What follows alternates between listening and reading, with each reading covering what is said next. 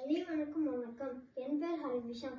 நான் நிலை 4 படிக்கிறேன். நான் இன்றைக்கு கழுகை போல் நாம் எப்படி கடினமாக உழைக்கலாம் என்று ஒரு சில தகவல்கள் சொல்ல போகிறேன்.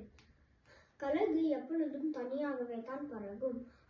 காகம், கிளி மற்ற பறவைகள் கூட பறக்கவே பறக்காது. ஏன்னா கழுகுக்கு தெரியும், நாம் மற்ற பறவைகள் கூட பறந்தால் நம்மால் உயரமாக பறக்க முடியாது. அதே போல் நம் உயரமாக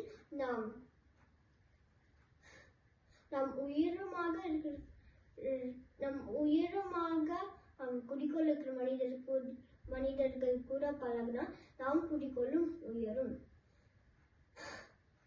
கழுகு 5 கிலோமீட்டர் தூரம் வரை இரையை பார்க்க முடியும்.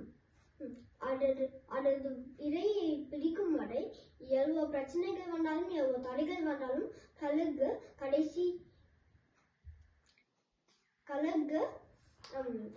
கவனம் ஒரு துளி கூட சிதறாது.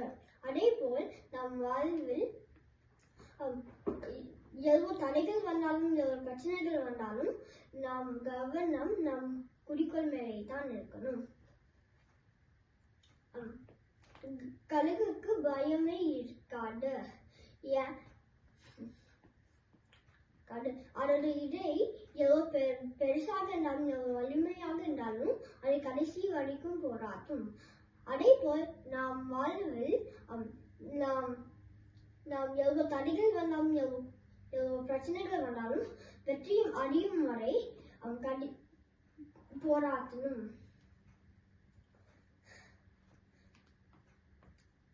கழுகுக்கு ஒரு மிக உறுதியான மனதை கொண்டது. மழையோ புயலோ வந்தால் மற்ற பறவைகள்லாம் மரத்தை தேடி ஒளியும். ஆனால் கழுகு அது ரக்கையை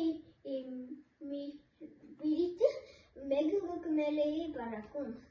அதே போல் நம் வாழ்வில் ஒருவர் பார்த்தால் ஓடி ஒளியாமல் நாம் பயன்படுத்தி நம் சக்தியை அதிகமாக்கிக் கொள்ள வேண்டும். நன்றி, வணக்கம்.